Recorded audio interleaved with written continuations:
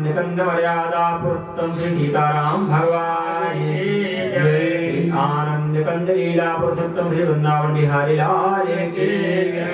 श्री वेद व्यास जी महाराज की जय। सुखदेव भगवान की जय। आइए परम मंगलमय परम भागवत भगवान श्री कृष्ण की आनंदमयी प्रतिमूर्ति श्रीमद् भागवत महापुराण के श्री चरणों में बैठ करके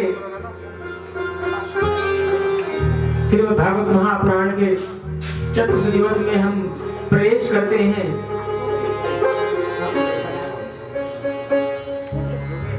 जगत पिता परमात्मा जगत के पालनहार नंद नंदन यशोदानंदन श्री बाल कृष्णलाल भगवान की महती कृपा से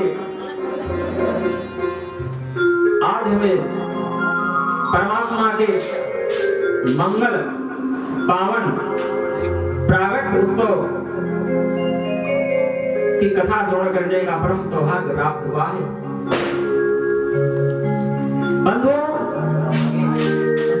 यह श्रीमद् भागवत महापुराण माता जी वृंदावन बिहारी लाल की सब जो जहां आता है बैठ जाएंगे। अपनी व्यवस्था, हर व्यक्ति को अपनी चिंता है और हर व्यक्ति अपनी व्यवस्था कर लेता है, चिंता मत। आपका तो कनेक्शन केवल व्यासपीठ की ओर होना चाहिए, बस केवल व्यासपीठ की ओर।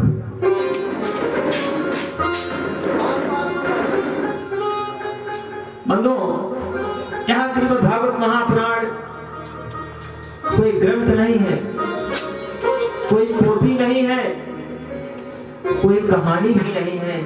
क्या है? भगवान श्री कृष्ण की वांगमय प्रतिमूर्ति है। जब परमात्मा अपने स्वधाम को जा रहे थे, उद्धव जी रुदन करने लगे।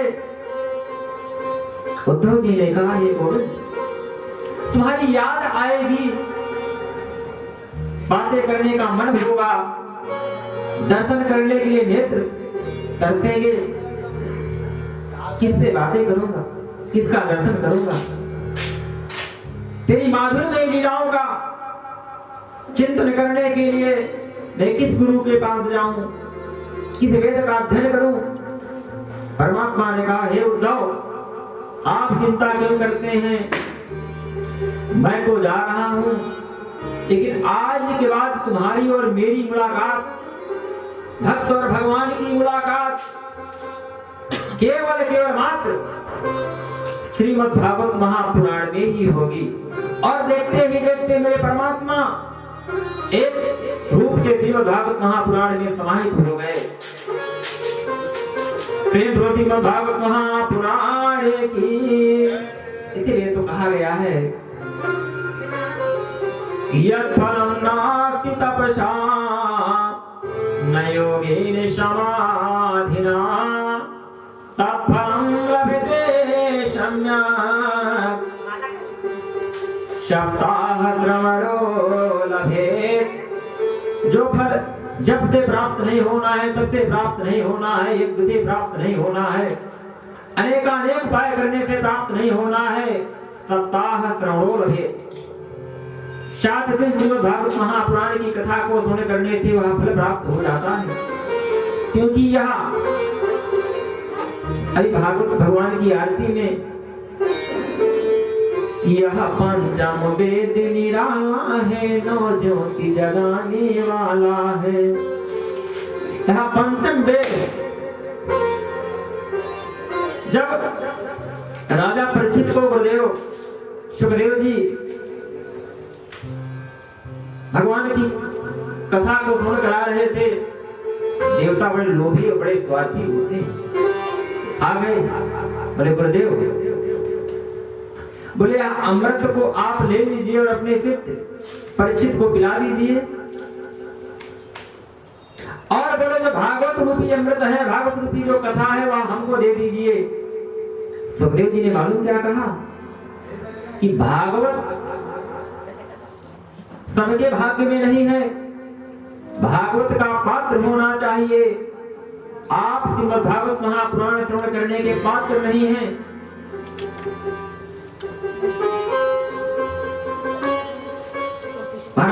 लोग वापस आ गए। जब सुखदेव जी के मुखार बिंद से भागवत भगवान की महिमा को देवता लोग सुने, तब ब्रह्मलोक में एक तराजू मंगाया गया और सारे पुराणों को एक तरफ रख दिया गया। सारे ग्रंथों को, पुराणों को, शास्त्रों को, छंदों को, उपनिषदों को और श्रीमद् भागवत महापुराण को एक तरफ रख दिया गया। बंधुओं, सबका पल्ला फिर उठ गया। श्रीमद् भागवत महापुराण ज्यों का त्यों विराजमान रहे। कहने का अभिप्राय यह है कि कृष्ण ही श्रीमद् भागवत महापुराण है, श्रीमद् भागवत महापुराण ही कृष्ण है। जिनके घर में भागवत महापुराण का ग्रंथ है, प्रत्येक दिन इनका आरती और पूजन होता है। वृंदावन जाने की आवश्यकता नहीं है, वह घर ही वृंदावन है। जहां पर भागवत भगवान की कथा होती है वही ब्रजभूमि बन जाता है। श्रीमद् भागवत महापुराण कोई साधारण कोई ग्रंथ नहीं, किसी कवि ने नहीं लिखा। बंधुओं, आपने प्रथम दिवस श्रवण किया परमात्मा के 24 अवतार, जिनमें 23 अवतार तो हो चुके हैं, 24वां अवतार भी होने वाला है कल्कि भगवान का। उन 24 अवतारों में से एक अवतार श्री भगवान वेदव्यास जी का है और वेदव्यास जी की कृति है। और सारी कृतियों को लिखने के बाद समाधान नहीं मिला। श्रीमद् भागवत महापुराण की कृति को लिख करके मन आनंदित हो गया और वहीं से सुखदेव जी के पिताजी वेदव्यास जी विराम दे दिए। प्रैक्टिकल करके देखो, अगर आप भोजन किए हैं और कोई व्यक्ति बार बार आग्रह करता है भैया थोड़ा तो ले लो, थोड़ा तो ले लो, नहीं भैया पेट भरा हुआ है, सामने चाहे इतनी अच्छी खाने का पदार्थ रख दिया जाए लेकिन वह अच्छा नहीं लगेगा। तो श्रीमद् भागवत महापुराण को लिखने के बाद वेदव्यास जी के मन को परम शांति मिली, परम आनंद में डूब गए। बंधुओं, कल हम और आपने सबने बड़े सुंदर प्रसंग को श्रवण किया, भक्त और भगवान की कथा। भक्त ध्रुव जी का चरित्र, भक्त प्रहलाद जी का चरित्र।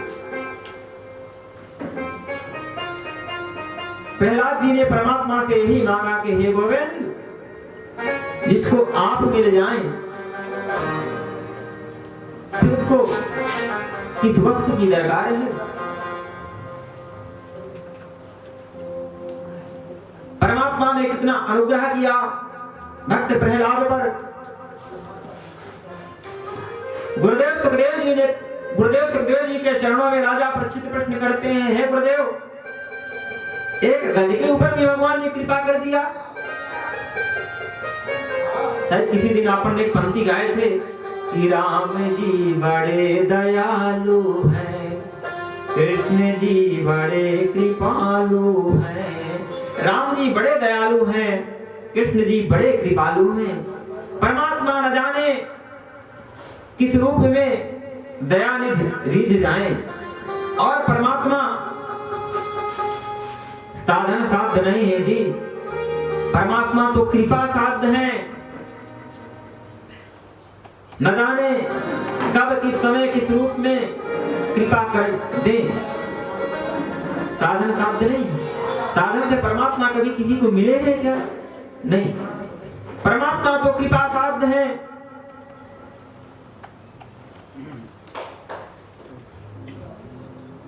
राजा परीक्षित के प्रश्न करने पर गुरुदेव सुखदेव जी ने विस्तार से यह कथा गाई। एक त्रिकूट नाम का पर्वत था, उस पर्वत पर प्रद्युम्न, इंद्रद्युम्न नाम के राजा रहते थे। एक बार भगवान का तप कर रहे थे, मार्ग से अगस्त्य जी जा रहे थे। अगस्त्य जी को देखकर ना तो वह उठ के खड़ा हुआ, ना ही प्रणाम किया, ना ही किसी प्रकार का कोई अभिवादन किया। अगस्त्य जी के मन में खेद हुआ कि कैसा ये भगवान का भक्त है कि बिना संत के भगवंत नहीं मिलते, और संत का अनादर करके, संत की अवहेलना करके भगवंत को पाना चाहता है। उन्हें श्राप दिया और कहा तू गज की भांति बैठा है, जा तू गज हो जा। गज हो गया। एक दिन वह गज अपने पूरे परिवार के संग नदिया में स्नान करने गया। उस सरोवर में बहुत जल था। एक ग्राह ने गज के पांव को पकड़ करके खींचना प्रारंभ किया। गज ने पूरी ताकत लगाया, पैर को छुड़ा ना पाया। अपने पूरे भरे परिवार को बुलाया, एक दूसरे के सुर फटा करके खींचना प्रारंभ किए। कई महीनों लग गए। जब सब थक गए, सब साथ छोड़ करके चले गए, केवल अकेला गज बचा। बंधुओं, गज और ग्राह का काफी दिनों तक ग्राह खींचते जाए, गज आगे अपने आप को बचाते जाए। गज को पूर्व जन्म की तपस्या के प्रभाव से परमात्मा नारायण की याद आई। गज ने एक सरोवर में कमल के पुष्प को उठा करके सूर्य में रख करके परमात्मा को पुकारा कि ओम नमो भगवते तस्मै तच्चिदात्मकं पुरतायादि बीजाय परिशाया विधीमहि यस्मिन्निदं यतश्चेदं तेनेदं न्यायिनं स्वयं यो अस्मात् प्रथमाच परतं प्रपद्ये स्वयं भुवम्। कहा जो आदि में है, जो मध्य में है और जो अनादि है, ये जो पूर्व में थे, जो वर्तमान में है और जो भविष्य में रहेंगे, उन परमात्मा की चरण सन्निधि को ग्रहण करता हूं कि हे गोविंद, आओ और इस ग्राह की मेरी रक्षा करो। अब यहाँ पर तो देवताओं में आपस में संवाद छिड़ गया। दुर्गा जी ने कहा नो, आपस को नहीं जाएंगे। क्यों? अरे भले आदमी को मेरा नाम नहीं मालूम था तो शेरावाली कह देता, खपरवाली कह देता, अरे सिंहवाहिनी कह देता, नहीं जाएंगे। गणेश जी ने कहा हम भी कहाँ जाने को तैयार हैं। अरे भले आदमी को हमारा नाम नहीं मालूम था, लंबोदर कह देता, गजानन कह देता, गौरी पुत्र कह देता, विघ्न विनाशक कह देता, नहीं जाएंगे। भोले बाबा की बारी आई। भोले बाबा ने कहा कोई नहीं जा रहा है तो अपन जाने को कहाँ तैयार हैं जी। इस भले आदमी को पूरा हमारा परिचय मालूम नहीं था। अरे नागेश्वर कह देता,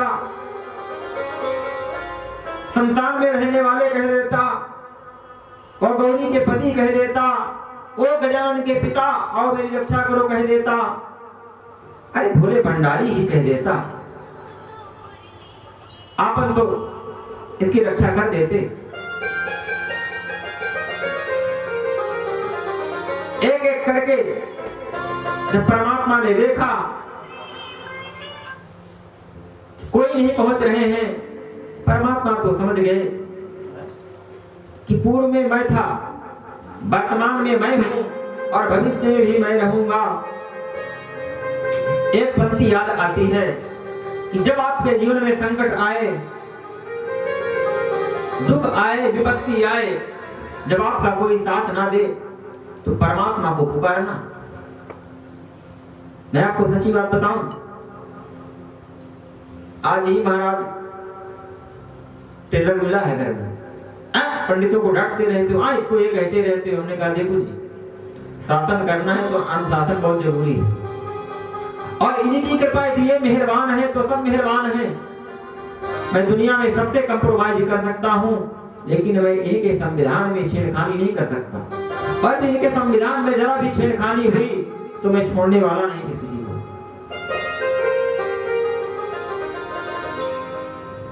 क्योंकि यदि इनकी कृपा आपके ऊपर है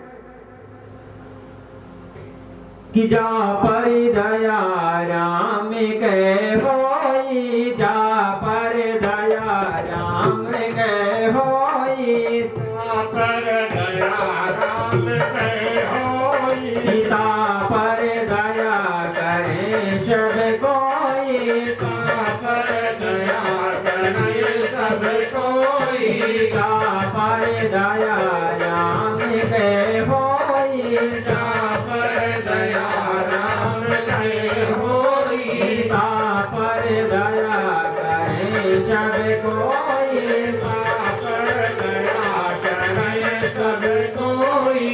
जिस पे परमात्मा की पूर्ण कृपा होगी उस पर सबकी कृपा की बरसात हो जाएगी। और कृपा कब होगी? जब आप सत्मार्ग में चलेंगे, आप परमात्मा के संविधान से छेड़खानी नहीं करेंगे, परमात्मा को अपना मानेंगे और कहेंगे कि हम राम जी हमारे हैं।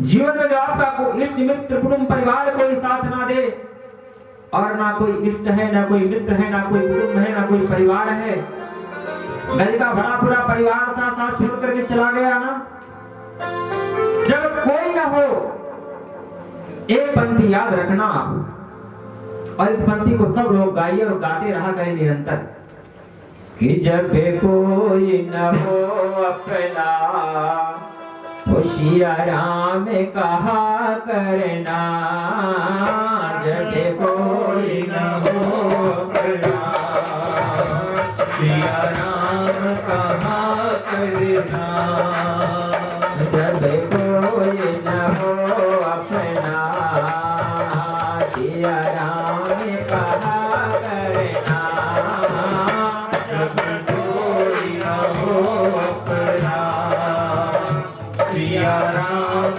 कहा करना, जब कोई न हो अपना राधे श्याम कहा करना, जब कोई न हो अपना सिया राम कहा करना, कोई न हो अपना राधे श्याम कहा करना, जब कोई न हो अपना राधे श्याम कहा करना।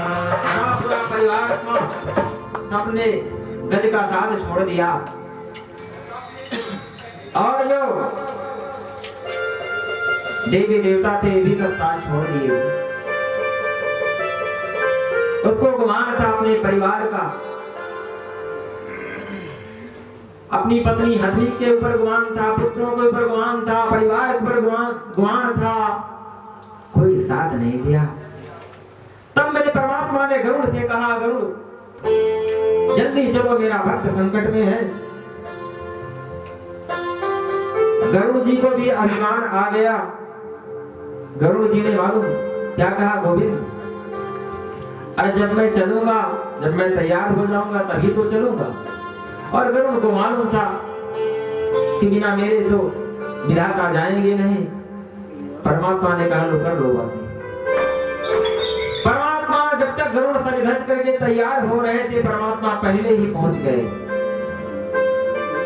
और वहां पर विषम विचार करने की बात है कि परमात्मा ने गज का उद्धार बाद में किया, ग्राह का उद्धार मेरे परमात्मा ने पहले कर दिया। क्यों? पुकारा तो गज में था, लेकिन ग्राह का उद्धार मेरे परमात्मा ने क्यों किया?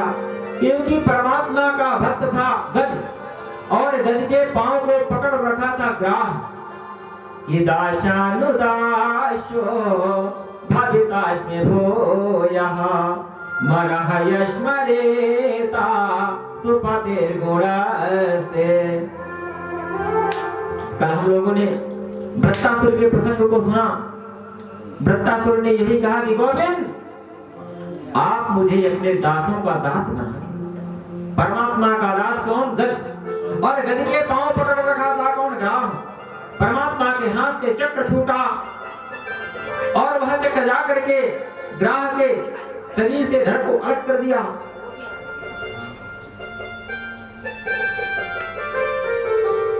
बंधुओं, गज ने पैर में प्रणाम करके कहा, वारे गोविंद, ऐसा किया कमाल तेरी जय हो।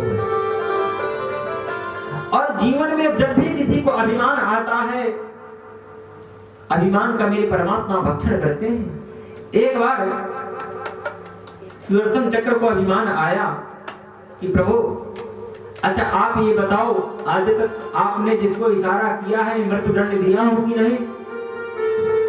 अरे बात बताओ गोविंद, अगर मैं ना रहूं तो हो सकता है आपको थोड़ी मुश्किल जाए। परमात्मा ने कहा अच्छा। और सत्यभामा जी एक बार बगल में बैठी थी, बोले अच्छा गोविंद ये तो बताओ, मुझसे सुंदर कोई नारी होगी नहीं? और कई बार तो एकांत में आपको लोग कहते भी होंगे कि द्वारिकाधीश आप कितने भाग्यशाली हैं, कि कितनी सुंदर आपकी पत्नी सत्यभामा है। परमात्मा ने कहा अच्छा, तुम्हें अपने सौंदर्य का गुमान है? और एक बार गरुड़ जी को भी अभिमान आया। गरुड़ जी ने कहा परमात्मा, अच्छा कभी कभी आप भी एहसास करते होंगे, एकांत में बैठते होंगे तो खुश हो जाते होंगे कि मेरा वाहन कितना बढ़िया है, कि पलक झपकते ही जहां चाहता हूं वहां पहुंच जाता हूं मेरे माध्यम से। जब जब आप मुझे आज्ञा देते हैं मैं तुरंत पालन करता हूं। और मैं ना हूं परमात्मा, अगर मैं कदाचित ना रहूं तो थोड़ी प्रॉब्लम तो आपको होगी। परमात्मा ने कहा वाह, कर लो बात। सुदर्शन चक्र, गरुड़ जी, सत्यभामा जी। परमात्मा ने कहा रुको, अभी होश ठिकाने लगाता हूं सबके एक एक करके। परमात्मा ने सुदर्शन चक्र से कहा कि देखो, आज बिना मेरे परमेश्वर के कोई अंदर प्रवेश न करने पाए, द्वार में जाकर के तुम रक्षा करो। सुदर्शन चक्र ने कहा, अरे प्रभु कैसी बात करते हैं, अरे मच्छर भी नहीं आ सकता अंदर। परमात्मा ने कहा रुको। और परमात्मा ने गरुड़ जी को आदेश दिया, हे गरुड़ तुम जाओ, और एक हनुमान नाम का बंदर है, वो जो पर्वत है हमारे द्वारिका के बगल में, उस पर्वत में एक बड़ी सुंदर बगीचा है। उस बगीचा में हनुमान नाम का बंदर है, और उसको बुला करके ले आना। लेकिन हाँ एक शर्त है। क्या? अपने साथ ही ले आना उसको। गरुड़ जी ने कहा, रे प्रभु आपकी आज्ञा का पालन अपने साथ ही लेके आऊंगा। अब तो गरुड़ जी बड़े वेग से गए, बड़े अभिमान को लेकर के, बोले ओ दादा हनुमान, हमारे द्वारिकाधीश बुलाए हैं। हनुमान जी ने कहा कौन द्वारिकाधीश? मैं तो जानता नहीं हूँ द्वारिकाधीश को। अरे बोले आपके ईश्वर? बोले कोई ईश्वर नहीं है मेरा, मेरे तो ईश्वर केवल एक ही है, जगत के माता और पिता, मेरी माँ सीता और मेरे पिता राम।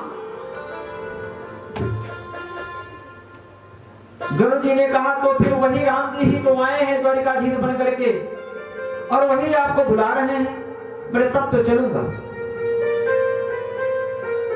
तुम चलो मैं आ रहा हूं। हनुमान जी ने कहा तुम चलो मैं आ रहा हूं। बोले ऐसा कैसे हो सकता है, मैं पहले पहुंच जाऊंगा और तुम बाद में आओगे तो भगवान डांट लगाएंगे मुझे। हनुमान जी ने कहा चिंता क्यों करते हो भैया, मैं तुमसे पहले पहुंच जाऊंगा। गरुड़ जी ने कहा नहीं, प्रभु का आदेश हुआ है, मैं तो साथ में लेके चलूंगा। हनुमान जी ने गरुड़ को पकड़ करके और अपने कपोल में भर लिया। अब बंदर का तो एक थैली होती है ना, आप कभी केयर करेंगे, महाराज बंदर अपने थैली में यहाँ स्पेशल सामग्री रखता है, छीन के झपट के खाते भी जाता है और इसको यहाँ रख लेता है। कभी केयर करना, थैली होती है बंदर के यहाँ पे। हनुमान जी ने गरुड़ जी को पकड़ करके और अब हनुमान जी द्वारिकाधीश के नगर में प्रवेश किए तो सबसे पहला सामना हुआ सुदर्शन चक्र का। सुदर्शन चक्र ने कहा ठहरो, कहाँ जा रहे हो? प्रभु से मिलने। अरे तो प्रभु से मिलने जा रहे हो तो बिना प्रभु के परमिशन के कैसे जाओगे? हनुमान जी ने कहा देखो भैया वो मेरे इष्ट हैं, मेरे नाम है, और भक्त और भगवान के बीच में मिलन में तुम बाधा डाल रहे हो, अच्छी बात नहीं। सुदर्शन चक्र ने कहा ज्यादा बात मत करो, मैं भगवान का द्वारपाल हूँ, पहरेदार हूँ, और नहीं तो फिर मेरी नौकरी धार देख रहे हो ना, फिर मैं इसी से हिसाब करता हूँ। हनुमान जी ने कहा वो कर लो बातें। हनुमान जी ने सुदर्शन चक्र को पकड़ करके अपने बाम कपोल में रख लिया और हनुमान जी पहुंच गए और प्रभु के चरणों में प्रणाम किए। और हनुमान जी ने मालूम क्या कहा, और सत्यभामा जी बगल में बैठी थी। हनुमान जी ने कहा प्रभु आप कितने दयालु हैं, आप कितने कृपालु हैं कि आज तो आपने बगल में जो वामांगनी मैया सीता बैठती थी, आज आपने दासी को बैठा करके रखा है, कर लो बातें। सत्यभामा जी का सर नीचे झुक गया कि हनुमान ने तो मुझे दासी कह दिया। यानी कहने का अभिप्राय यह है कि जब जिसको जिस रूप में अभिमान आया है, मेरे परमात्मा ने होश ठिकाने लगाया है। गरुड़ जी को अभिमान आया, परमात्मा ने होश ठिकाने लगा दिया। सुदर्शन चक्र को अभिमान आया, परमात्मा ने होश ठिकाने लगा दिया। सत्यभामा जी को अपने सौंदर्य पे बड़ा गुमान था, हनुमान जी से दासी कहला दिए। उनको भी बड़ा गुमान था, पृथ्वी की पुत्री है ना सत्यभामा जी, और ये जो भौमासुर है ना, परसों कथा आएगी, भौमासुर सगा भाई है क्योंकि वो भी पृथ्वी का पुत्र है। और मंगल भी भगवान श्री कृष्ण के साले ही तो हैं, और मंगल भी पृथ्वी पुत्र है। जो मंगल ग्रह है आज भी मंगलवार ही तो है। और जो कालिंदी मैया है ना जी, ये यमराज इनके सगे भाई हैं, और जो सूर्य देवता है ये भी कालिंदी मैया के सगे भैया हैं, क्योंकि भगवान सूर्य की ही पुत्री मैया कालिंदी है, सूर्य के ही पुत्र यमराज हैं, सूर्य के ही पुत्र सभी देवता हैं। इसलिए जो भगवान श्री कृष्ण की आराधना करता है मृत्यु पर्यंत उसको नरक नहीं जाना पड़ता, यमराज के दरबार नहीं जाना पड़ता, भगवान के परम धाम जाना पड़ता। क्योंकि जीजा जी की जो तारीफ करेगा, जीजा का जो सम्मान करेगा, साला तो इसे भी प्रसन्न रहेगा। और जो परमात्मा श्री कृष्ण की आराधना करते हैं, शनि देव कभी छेड़ते नहीं है, क्योंकि जीजा जी नाराज हो जाएंगे। भगवान श्री कृष्ण के सगे साले हैं शनि देव। तो कहने का अभिप्राय यह है कि जब तक जीवन में जिसको अभिमान आ जाए, मेरे परमात्मा ने होश ठिकाने लगाया। अब आप लोगों के मन में एक संदेह और आया होगा, ये ग्राह भी कौन था बंधु? अरे इसने तो गज को मारने का प्रयास किया, जल में डुबोने का प्रयास किया, लेकिन परमात्मा ने अपनी अहेतुकी कृपा क्यों कर दिया इसके ऊपर? इसलिए कर दिया कि ये पूर्व जन्म में हुहू नाम का गंधर्व था। एक बार गंगा मैया के सरोवर में गोते लगा रहा था। देवल ऋषि भी पहुंच गए, गंगा मैया को प्रणाम करके वो भी स्नान करने लगे। इसने क्या किया, देवल ऋषि के पैर को पकड़ करके बार बार नदिया में अंदर खींचे। देवल ऋषि ने कहा ये भले आदमी को देखो तो सही, कैसी हरकत कर रहा है, मैं ग्राह की भांति व्यवहार कर रहा है, जा मैं तुझे श्राप देता हूं, ग्राह के जैसे व्यवहार कर रहा है, ग्राह ही हो जा। यानी हम क्या हैं, क्यों हैं, कैसे हैं, किस परिवार में आए, किस खानदान में, किस कुल में आए हैं, किस जाति में, किस धर्म में, किस वर्ण में आए हैं, यह पूर्व जन्म का हमारा जो संचित तप है, उसके माध्यम से हम जो कुछ भी हैं कृष्ण कृपा से हैं। मैं कल या परसों चर्चा कर रहा था कि गीता में 18 अध्याय होते हैं, 18 अध्याय में 700 श्लोक हैं। पूरी गीता पढ़ने की आवश्यकता नहीं, बहुत ज्यादा अध्ययन करने की आवश्यकता नहीं है, 2 ही शब्दों में इसका सारांश है कि हम जो कुछ भी हैं, हमको जो कुछ भी प्राप्त हुआ है, यह कृष्ण की कृपा से, और हम जो चाहते हैं नहीं हुआ, बार बार प्रयास करने पर, बार बार प्रयत्न करने पर हमें असफलता प्राप्त होती है, कृष्ण की यही इच्छा थी। जब जीवन में यह धारणा, यह विचार आ जाए, तो व्यक्ति को काहे का दुख और काहे का सुख, हरि की सत्ता को स्वीकार कर ले, अपने आप को, ये तेरे हवाले तेरी गाड़ी, बहुत प्यारा भजन है, लेकिन आज तो प्रसंग भी बहुत मीठे मीठे हैं। राम जी भी आएंगे और कन्हैया भी आएंगे, श्री धाम और भी चलना है और वृंदावन भी चलेंगे। ये तेरे हवाले तेरी गाड़ी, तू जाने तेरा काम जाने, तू जाने तेरा काम जाने, तू जाने तेरा काम जाने। जब परमात्मा के हवाले, तेरे हवाले मेरी गाड़ी, तू जाने तेरा काम जाने, इस जीवन को समर्पित कर दो परमात्मा। हे गोविंद, हम तुम्हारे हैं, तुम हमारे हो। बंधुओं, जीवन में ये सतत हम जैसे भी हैं, जहां भी हैं, जिस रूप में हैं, परमात्मा का चिंतन करते रहें। एक बार राजा परीक्षित ने प्रश्न किया गुरुदेव, सुखदेव जी के चरणों में कि हे गुरुदेव, ये जो बृहस्पति देवता थे, इनकी बड़ी अहेतुकी कृपा थी देवताओं पर, और दुर्वासा ऋषि तो हमेशा देवताओं का पक्ष लेते थे, क्या ऐसा कारण पड़ा कि राजा इंद्र को श्रीहीन होने का श्राप दे दिए? एक बार स्वर्ग से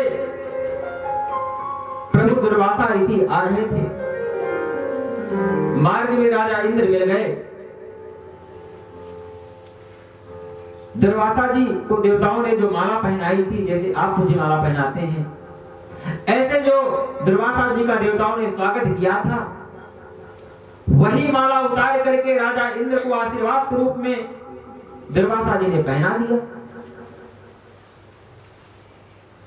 इंद्र ने उस माला का अनादर करते हुए अपने, इंद्र का जो वाहन था ऐरावत नाम का हाथी था, ऐरावत हाथी को इंद्र ने पहना दिया।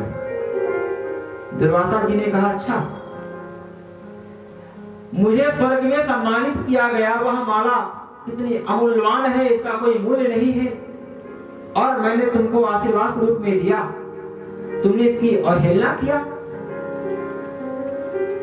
और हाथी का तो स्वभाव होता है, हाथी ने धूल में लपेटा और एक एक करके तोड़ करके फेंक दिया। दुर्वासा जी को क्रोध आया, और दुर्वासा जी शंकर जी के अवतार थे, क्रोधा अवतार था दुर्वासा जी का। दुर्वासा जी ने श्राप दिया, जा दुष्ट, बार बार अभिमान के कारण ही तुझे दुख प्राप्त हुआ है, आज भी तुझे दुख ही प्राप्त होगा, जा तुझे श्राप देता हूं, तू श्रीहीन हो जा। राजा बलि को जो ही यह समाचार प्राप्त हुआ, राजा बलि ने स्वर्ग पे चढ़ाई कर दिया और इंद्र का सर्वस्व छीन लिया। इंद्रादि देवताओं ने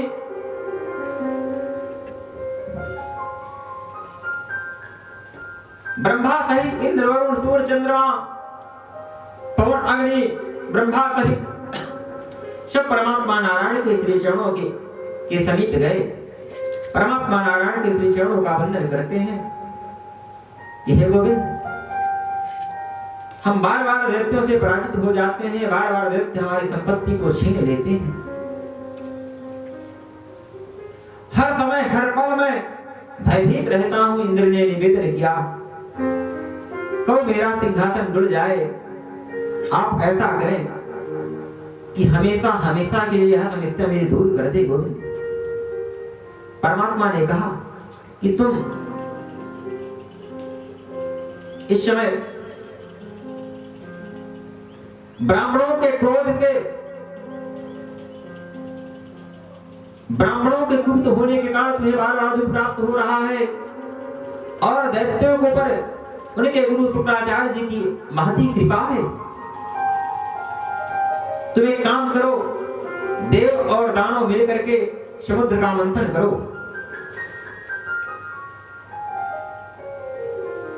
देवताओं ने कहा गोविंद ऐसा कैसे हो सकता है? एक म्यान में 2 तलवार कैसे रह सकती है? हम देव और दैत्य, हमारा उनका तो 36 का आंकड़ा है और सारा कष्ट तो उनसे ही है, हमको है। और गोविंद आप कह रहे हैं कि हम संधि कर लें, उनसे मित्रता कर लें।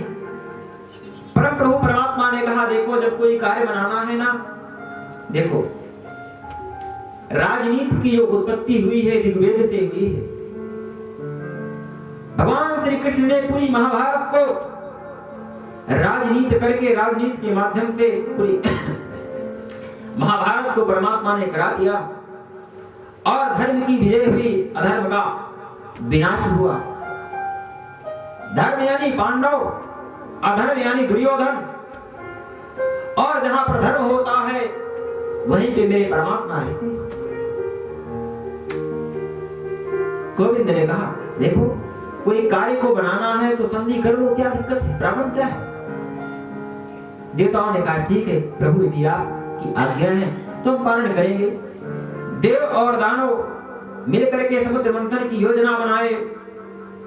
भगवान शिव के गले में जो वासुकी, भगवान शिव के गले में जो सर्प है इसका नाम है वासुकी और इन्हीं की पुत्री है मनता देवी।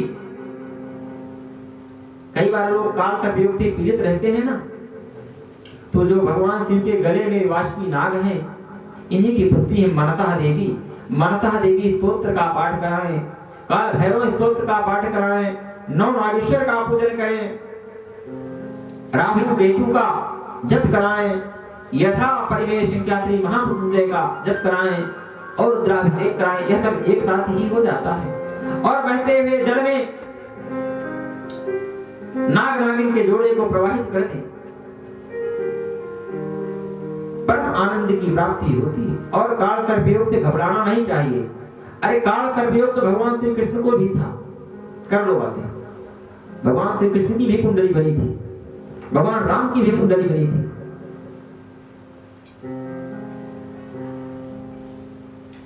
वासुकी नाग को रस्सी बनाया गया और मंदराचल पर्वत को मथानी बनाया गया।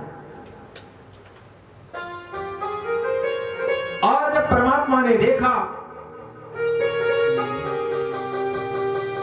और वहां भी दैत्य लोग अपनी बुद्धि लगाने के पीछे नहीं हटे। समुद्र मंथन की योजना बनी, देवता लोग सर्प के मुख की तरफ हो गए, दैत्यों को पूछ पकड़ा दिए।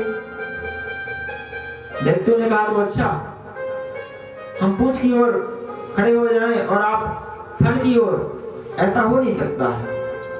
देवताओं ने कहा भैया जैसा आपको उचित लगे वैसा कर लो। दैत्य लोग वासुकी नाग के फन को पकड़ लिए और देवताओं ने पूछ को, समुद्र मंथन आरंभ हुआ।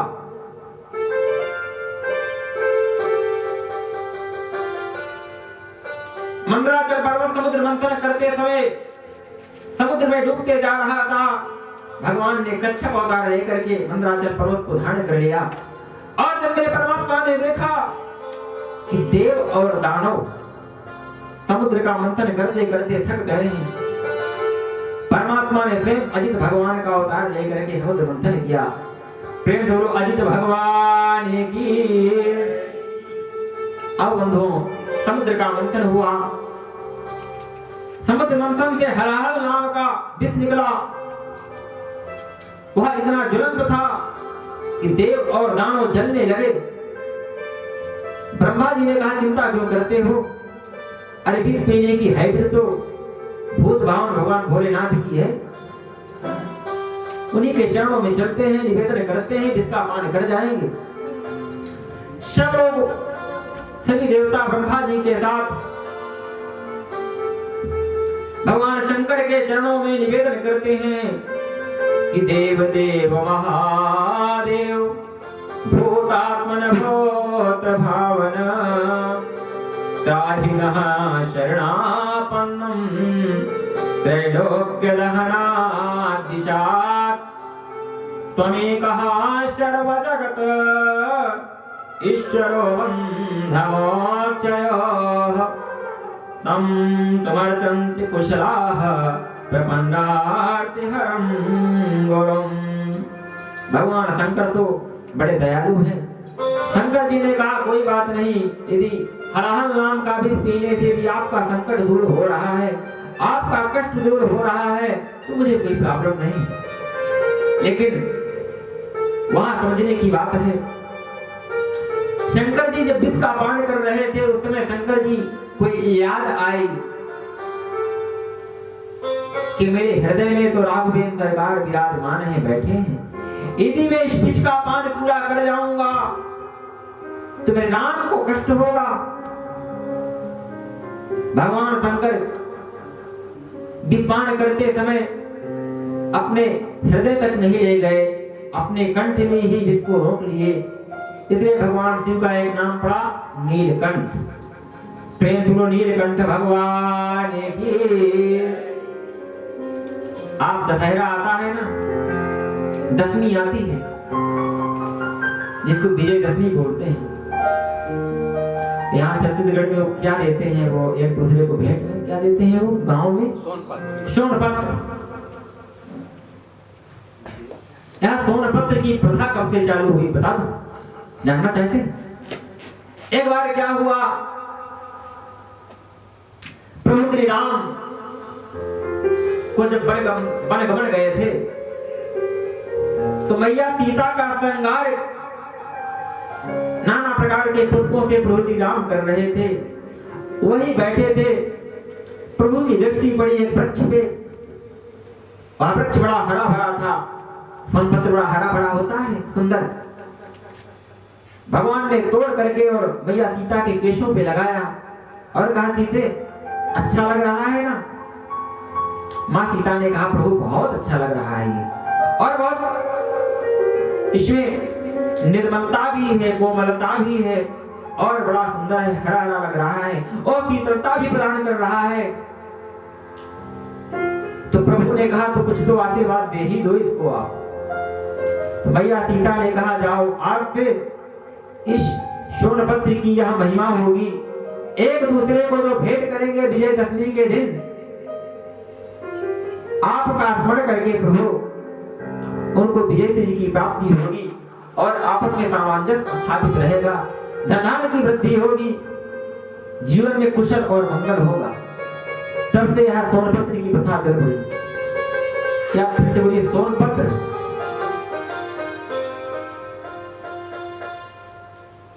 और हम लोग जब भगवान शंकर विष का पान कर रहे थे तो धोखे से वो विष की बूंदें गिर गई, क्योंकि भगवान शिव बड़ा कमल कमल के पी रहे थे ना, क्योंकि कंठ तक ही ले जाना था, हृदय तक तो ले नहीं जाना था, क्योंकि राम जी बैठे थे हृदय में। तो वो जो विष की बूंदें गिर गई थी, उसी से ये विषैले जीव, बिच्छू, सर्प इत्यादि जो विषैले जीव हैं, इनकी उत्पत्ति हुई। आगे चल करके पुनः समुद्र मंथन प्रारंभ हुआ।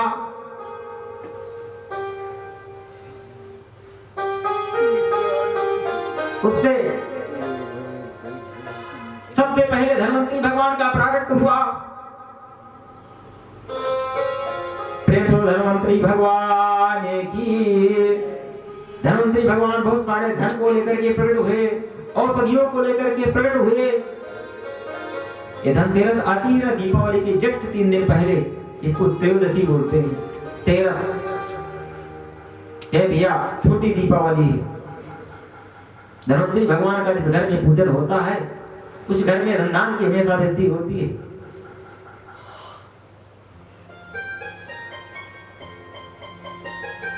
समुद्र मंथन से दूसरा कौस्तुभ मणि प्रकट हुई तो भगवान नारायण के वक्षस्थल पर कौस्तुभ मणि जो शोभायमान रहती है ना, भगवान नारायण ने इसको स्वीकार किया और स्वतः धारण कर लिए। तीसरा समुद्र मंथन से ऐरावत नाम का हाथी निकला, उसको इंद्र ने स्वीकार किया।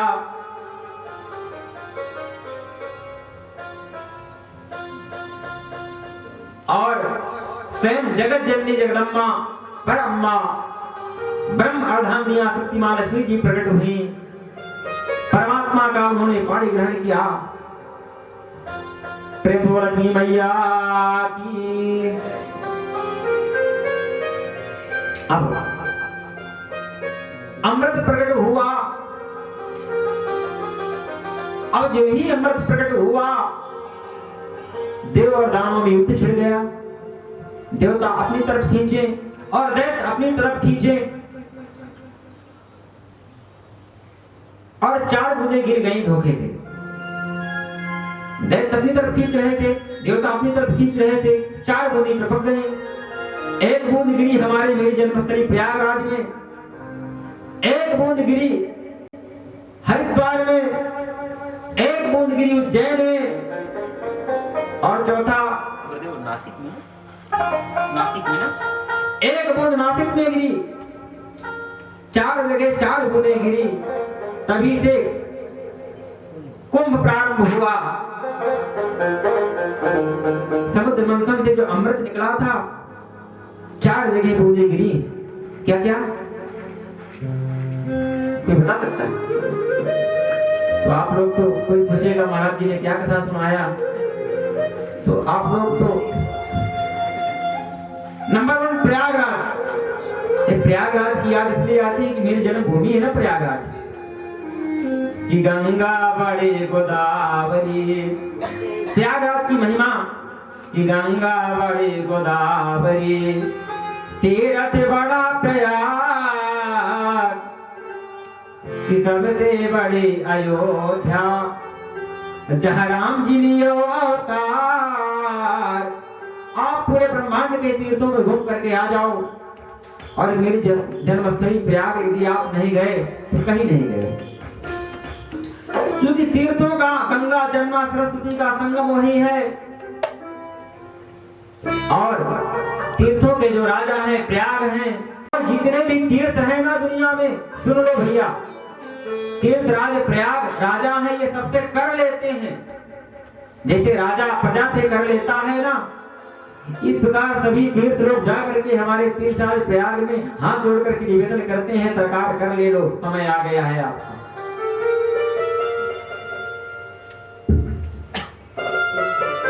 बंधुओं, आपस में खींचातानी शुरू हो गई और देखते ही देखते मेरे परमात्मा मोहिनी के रूप में प्रकट हो गए। त्रिपुर मोहिनी भगवान की। अब दैत्यों की बुद्धि हमेशा उल्टा रहती है। दैत्यों की दृष्टि जो ही पड़े कि ये तो परम सुंदरी नारी है। दैत्यों ने मालूम क्या कहा, अरे परम सुंदरी ठहरो तो सही, हमको ऐसा लग रहा है कि आप हमारे विवाद को शांत कर देंगे, हमारी समस्याओं का समाधान और निदान आपके द्वारा ही होना है। मोहिनी भगवान ने कहा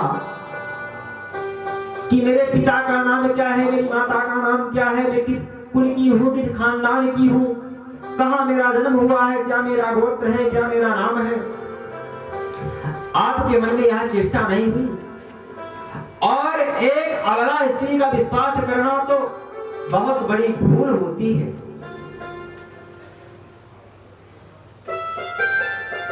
परंतु दैत्य लोग बोले नहीं, हमको आपको देख करके लग रहा है कि आप न्याय ही करेंगे देंगे। तो बोले ठीक है, 2 पंक्ति लगा लो, एक पंक्ति में दैत्य बैठ जाइए और एक पंक्ति में देवता आप लोग बैठ जाइए। अब दोनों पंक्तियां लग गई तो जो विष था, विष का कुंभ था, उसको उठा करके मोहिनी भगवान दैत्यों को पिला दिए और जो अमृत था उसको मेरे परमात्मा ने देवताओं को पिलाना प्रारंभ कर दिया। वहां एक विचित्र घटना घट गई। एक सुदेव नाम का दैत्य था, उसको संदेह हो गया। वह धीरे से गया और छिप करके देवताओं की मंडली में बैठ गया। दाएं सूर्य बैठे थे और बाएं चंद्रमा बैठे थे और मध्य में जाकर के बैठ गया और अमृत का पान कर लिया। सूर्य और चंद्रमा की दृष्टि पड़ी। सूर्य और चंद्रमा ने परमात्मा से कंपेयर किया, गोविंद ये तो अमृत का पान कर गया सुदेव नामक है। परमात्मा के हाथ से सुदर्शन चक्र छूटा और उसके शरीर से धड़ अलग हो गया। जाते जाते मालूम उसने क्या कहा सूर्य चंद्रमा को, अरे सूर्य, अरे चंद्रमा, तुम्हारे कारण मेरी यह दशा हुई है और याद रखना कि मैं तुमको छोड़ूंगा नहीं। और वही सुदेव नामक दैत्य दो भागों में राहु और केतु बना। ये जो राहु केतु है ना, बहुत प्रताप करते हैं। और मैं तो जिप्सी हूं, मेरे पास तो बड़ी फाइलें आती रहती। महाराज होश ठिकाने लग जाते हैं राहु और केतु अगर किसी की विपरीत हो गए। इन्होंने कहा राहु, सूर्य और चंद्रमा हम तुमको छोड़ेंगे नहीं। और अपना प्रतिशोध लेने के लिए सूर्य ग्रहण, चंद्र ग्रहण, सूर्य ग्रहण पड़ता है ना और चंद्र ग्रहण पड़ता है, ये वही राहु और केतु के मुख के माध्यम से गर्भ में चले जाते हैं। सूर्य और चंद्रमा को बड़ी पीड़ा होती है। इसलिए जब सूर्य ग्रहण पड़े, चंद्र ग्रहण पड़े, तो आप भगवान का पाठ करो, हनुमान चालीसा का पाठ करो, सुंदरकांड का पाठ करो, राम बच्चा स्तोत्र का पाठ करो और परमात्मा से यही कहो कि हे नारायण, हमें जो शीतलता प्रदान करते हैं चंद्रमा, उनके कष्ट का निवारण करो। हमें जो प्रकाश देते हैं, ऑक्सीजन देते हैं सूर्य, उनके कष्ट का निवारण करो। सूर्य ग्रहण, चंद्र ग्रहण के समय यदि आप किसी मंत्र का जाप करते हैं, वह सिद्ध हो जाता है। बड़े बड़े जो तांत्रिक लोग हैं ना, हमारा सूर्य ग्रहण चंद्र ग्रहण में इंतजार करते हैं, यही सिद्धि करते हैं। और छत्तीसगढ़ एक बार हम भी पड़ गए थे तांत्रिकों के चक्कर में। एक तांत्रिक साइड हम कथा करने गए थे और ज्यादा से ज्यादा 27-28 साल की उम्र थी उसी स्त्री की, विवाह हो गया। और जब हम बाहर जाते हैं तो हमारे ब्राह्मण देवता महाराज मिलने नहीं देते किसी को। ना तो कोई मोबाइल नंबर पाता है हमारा, ना तो कोई मिल पाता है। बस हमारी मुलाकात तो दूर से हो जाती। व्यास जी जा रहे हैं कथा मंच की ओर और व्यास जी जब कथा करते हैं तब उसके बाद तो सब घेरे में हम रहते हैं। अभी ब्राह्मण देवता भी सोचे कि भैया देखने सुनने में थोड़ी सुंदर है, कोई अच्छे परिवार की होगी, कोई जादू टोना वाली नहीं होगी। महाराज वो पहुंची और हमको माल्यार्पण की और लिफाफे में बढ़िया दक्षिणा 51 रुपए थी। दक्षिणा बहुत बढ़िया दी और प्रणाम की। और जो ही वहां से निकली, भयानक पेट में पीड़ा हुई। हमने कहा गोविंद क्या हुआ? हे माधव, कथा कौन गाएगा तुम्हारी? क्या हुआ? हम समझ नहीं पाए। एक बगल में मैया बैठी थी। बोले महाराज जी, बोले वो जो महिला आई थी, पूरा गांव परेशान है, पूरा क्षेत्र परेशान है, एकदम से साधना करती। हमने कहा देखने में तो लगती है कि किसी संत परिवार की है। ये तंत्र मंत्र उल्टा सीधा जो नास्तिक लोग होते हैं, बुद्धि जिनकी होती वे लोग करते हैं। हमने तुरंत परमात्मा गोविंद के चरणों का ध्यान किया। तुरंत हमने जल मंगाया और जल को मैंने नारायण कवच से अभिषेक करके जल पिया और दर्द से मैं कराह रहा था, ऐसा लगता मेरे प्राण निकल जाएंगे। ठीक। और छत्तीसगढ़ में तो अब हमारे पास केसी इसी प्रकार के आते हैं। आप बोलोगे महाराज जी आपको पता कहते हैं, हमारे पास कैसे ऐसे आते हैं। महाराज पति पत्नी के बढ़िया संबंध हो और कोई संत साधना हो, महाराज झगड़ा करा देगा। आप समझ नहीं पाओगे बात, आपको झगड़ा हो ना शुरू हो जाएगा। व्यापार बढ़िया चल रहा है, व्यापार को स्पर्शित कर देते हैं।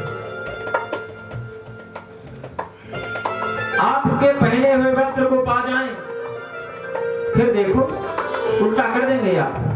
आपके चरणों की धूल पा जाएं, फिर देखो उल्टा कर देंगे। प्रैक्टिकल की हुई बात है, क्योंकि हमारे पास केस ही ऐसे आते हैं। महाराज ये प्रॉब्लम चल रही, वो प्रॉब्लम चल रही, हम लोग जब तक पूजा पाठ करते हैं लोगों का कष्ट दूर होता है। बड़ा एक्सपीरियंस। तो राहु और केतु सूर्य चंद्रमा को, सूर्य ग्रहण चंद्र ग्रहण आता है तो प्रताड़ित करते हैं, अपना बदला लेते हैं। अब भैया